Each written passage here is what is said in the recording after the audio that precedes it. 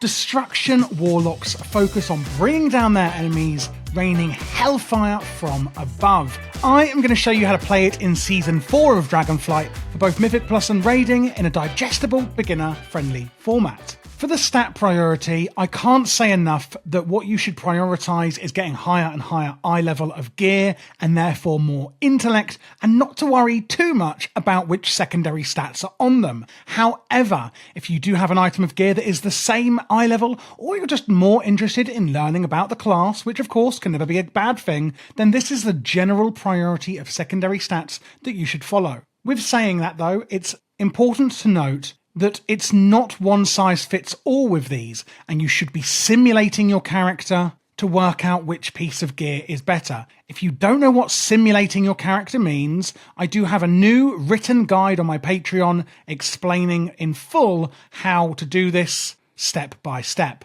But alas, like I said, getting a higher eye level and more intellect is always going to be the best option for you. Looking at talent trees, this on the left is for raiding and single target, and the AoE build is on the right hand side here. Both of the import strings are down below in the description, so you can import these straight into your game, and I will be talking about the core and important talents later in the rotation part of this video. Before we get into that though, let's look at the really big and juicy, exciting cooldowns and utility spells we have at our disposal as a Destro Warlock in Season 4. 2 defensives at the top here and 1 offensive on the bottom. We've got Dark Pact, sacrificing some of your health to shield you for a larger amount of it. And then we have Unending Resolve, which is quite simply going to reduce your damage taken. Then we have the Summon Infernal at the bottom, a big Infernal, who would have guessed, doing AoE damage and also generating soul shards. Soul shards are actually our main resource as a Warlock. We do have an entire amount of utilities, and I'm not going to go through all of them. When you are more comfortable with your spec and you've practiced it, I would recommend looking through the spellbook at every single spell you have available, same with the talents, but there's so many, I don't want to overwhelm you. These are some of the really important ones and the most exciting ones I think we have. We have health stones and soul stones helping our allies or ourselves. Health stones are like a health potion that your allies can use. And a soul stone is technically a battle res. You can imprint this on somebody, and when they die in battle, they can click a button to immediately resurrect. You've stored their soul and they can ping back to life using it. Demonic Gateway is one of my favourite utilities in the entire game. You can basically put a gateway from here to here, A to B if you will, and you and your allies can jump between them, and this can help in a plethora of different fights and situations I'm sure you can imagine. Burning Rush, which I've shown here, is a speed boost, and it will go on forever. However, your healers won't like you too much because it is actually going to slowly pick away at your health. And then we've got curses. Again, not going through all of the different ones. They are in your spellbook, of course. We've got quite a few as Warlocks, but I just want you to be aware that you do have these for a variety of different situations to hinder your enemy in a few different ways. So now in game, you can see here my UI may be very different to yours. Or maybe you already know me, you've been watching me forever, and you actually have the same UI. If you don't, however, this is available on my Patreon. It's a very minimalistic UI that I've built myself, including a details, voodoo, and elf UI profile. If you don't know what all of those are, then you probably don't care. If you do, join the Discord and I can explain them to you, or of course on the Patreon.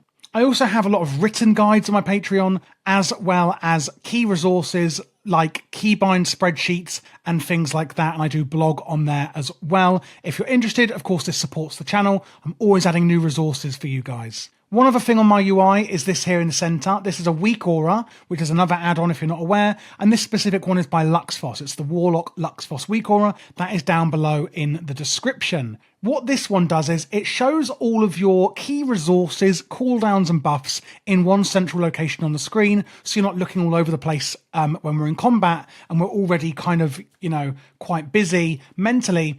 And I love these. Basically, what we've got here is 2 orange bars, and this is for our Conflagrate, you can see here, recharging every time I use them. And the 4.4 here, with these little bars, these are our soul shards. You can also see our cooldowns and buffs here being shown all in one place. So again, that's in the description to import as well. If you're not sure how to use it, join our Discord. We've got a really friendly community and I can help you. So starting off with a single target, and therefore usually raiding then, these are the main spells we're going to be doing. And as an FYI, the spells on the left are generally our top priority, and on the right are our lowest priority. That's generally how I like to teach you these, in a kind of building blocks manner, where we're going to add more and more knowledge as we go. So first things first is we're going to maintain Immolate on the target, burning the enemy, causing fire damage immediately, and an additional amount over 18 seconds. You can see there's an extra white tooltip on there saying periodic damage generates 1 soul shard fragment and has a 50% chance to generate an additional one on critical strikes. And again, this is our main resource here, soul shards.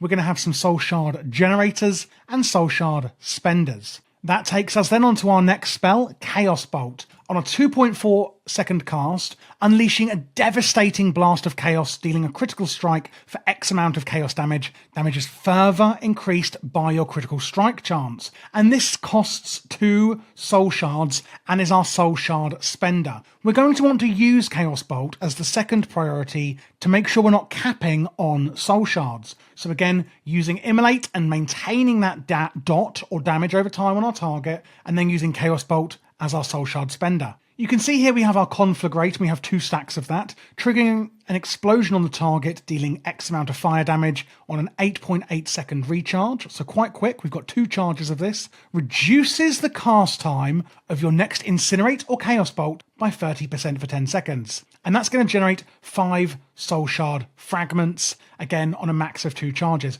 We want to make sure we're not capping on those charges, so make sure, as you can see here when it's recharging, that you don't cap out at the maximum of 2. The reason we do that in a lot of specs is because it would be a waste, basically. And remember, when you use that, it's then going to mean that your next Chaos Bolt is a lot quicker, or your Incinerators as well. You can then see that I've actually put Chaos Bolt a second time on our priority list. And if you are a beginner and you're trying to learn the spec, this is how I would advise you to set up your action bars. Basically, rather than having each spell on here once, I like to show it that you have each spell in its order of priority. So we've got Chaos Bolt on here for 2 reasons. Number 1 here, to avoid capping on soul shards, and also here to keep up a specific buff on the target. And that is this buff here that you can see has suddenly shown itself now that I've cast it. And this is called Eradication. It's this talent here, Chaos Bolt and Shadow Burn, increase the damage you deal to the target by 10% for 7 seconds. And again, we're going to, of course, want to try and keep this up at all times. So again, Chaos Bolt here, so that we don't cap our soul shards. Then Conflagrate, make sure you're not capping at 2 stacks there. And then we're going to be using Chaos Bolt to make sure we're keeping Eradication up on the target. Then we have Dimensional Rift, one of my favourite spells. Rips a hole in time and space, opening a random portal that damages your target. There's 3 different ones, Shadowy, Unstable and Chaos. Shadowy deals a dot damage over time. Unstable deals a dot in Chaos damage. And Chaos Tear fires a Chaos Bolt, dealing X amount of Chaos damage. The Chaos Bolt always critically strikes, and your crit strike chance increases its damage. And that will generate 3 soul shard fragments. As you can see here, here is the tear that is being created. You can pretty much use these on cooldown. You may want to save them for when you're doing a burn phase in the fight and doing, a lot of damage, or using your cooldowns. The main way I would say to use them is just make sure you're not capping on them. But again, you can use them kind of as much as you need to. Again, another point on there is to use them really when you're looking at doing a high amount of damage using those cooldowns, etc. Then we have Shadow Burn. 2 stacks of this as well, 2 charges I should say, an 11-second recharge, so we can use this quite often. It is 1 soul shard, so it's another soul shard spender, just like our Chaos Bolt. It's instant, so we should be using this when we're moving. If you're on the move, obviously we can't be using our Chaos Bolt, so we can use our Shadow Burn because it's instant, and therefore we can use it on the move.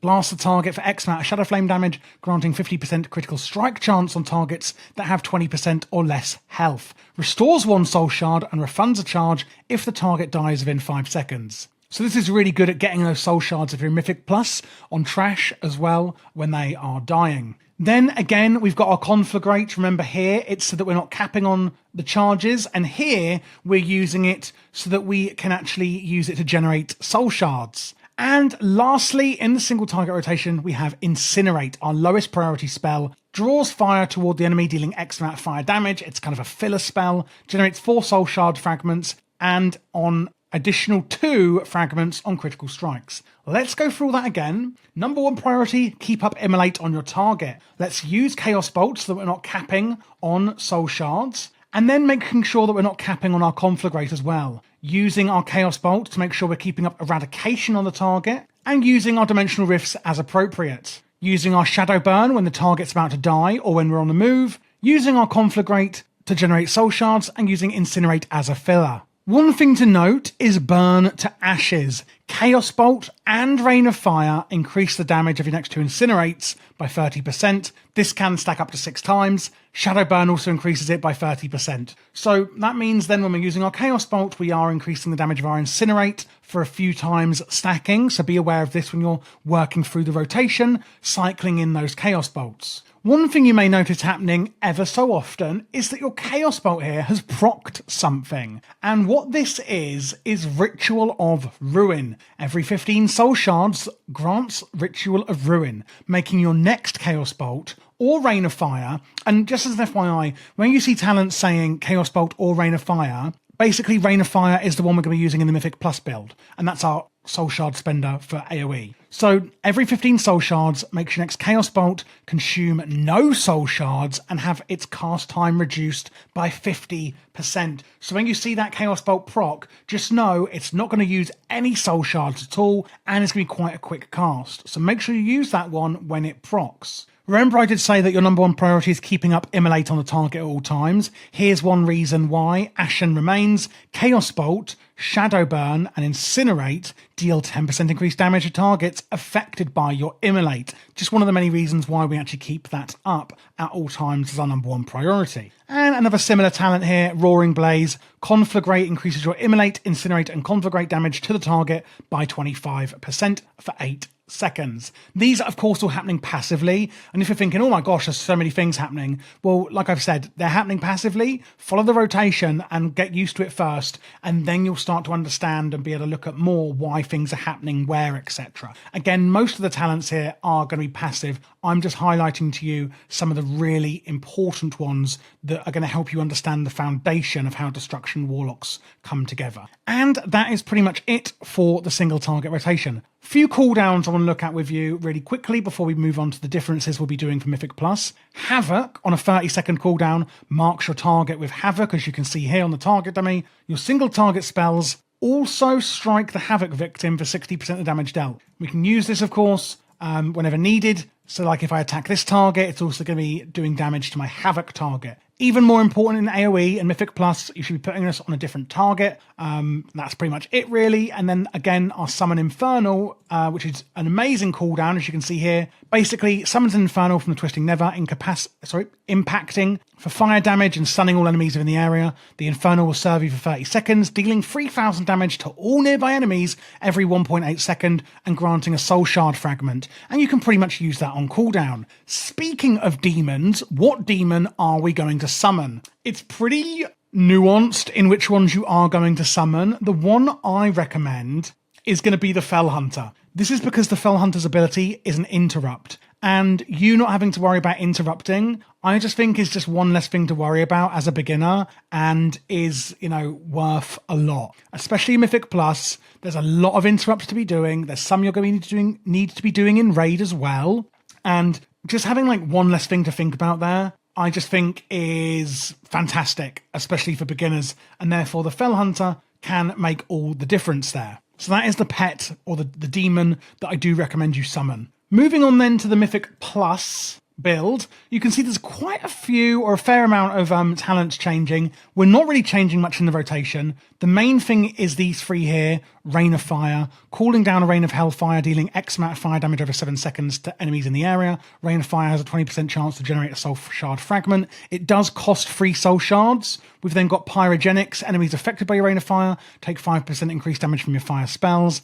And Inferno, Rain of Fire, damage is increased and has a 20% chance to generate a Soul Shard. And then we just have these few changes down here. Master Ritualist, Ritual of Ruin requires 5 less Soul Shards. So remember, that's going to make your next Rain of Fire or Chaos Bolt in AoE, we are using Rain of Fire and not Chaos Bolt as our Soul Shard spender. That's really the only main difference. Swap out Chaos Bolt for Rain of Fire. Well, now it's not going to be 15 Soul Shards, it'll be 10 for that effect to happen. And then we have Avatar of Destruction. When Chaos Bolt or Rain of Fire consumes a charge of Ritual of Ruin, you summon a Blasphemy for 8 seconds. Summoning that from the Twisting Nether, impacting, again, it's similar to your Inferno, stunning all enemies. It'll serve you for 8 seconds, dealing damage to nearby enemies. It's quite literally a variant of your Inferno that will happen passively, again increasing the AoE or area of effect damage we're doing, which in Mythic Plus with the trash packs, etc., is something we're focusing on doing. So let's just have a look at that Rain of Fire because we haven't seen it. Ta-da! There it is. Again, same rotation, just swap out your Chaos Bolt for Rain of Fire as your Soul Shard spender. And that's it, guys, that is it. You have learned how to play Destruction Warlock. Hopefully this was digestible and you know how to do it now. If you're not sure on anything, just rewind, watch it through again, concentrate on building it bit by bit. Maybe, try the first 4 spells and then the rest and build up on the rotation if you're not sure. And if you need any more help, of course, please feel free again to join the Discord and ask questions. We've got some really, really knowledgeable Warlocks in there. You can join my Patreon and get my UI, get guides, general guides for beginners, and also ask me questions regarding Warlock in the VIP Patreon channel in Discord as well, which I always check as a priority because, of course, you guys are supporting me run the channel as well, and it's really, really appreciated. If you're looking for other guides, whether that's a Warlock or other classes, check this playlist here. I've got every single spec for Season 4 as well on my channel as PvP guides and dungeon guides. So good luck in Season 4, guys, and let me know, again, your comments in the below, and please don't forget to subscribe.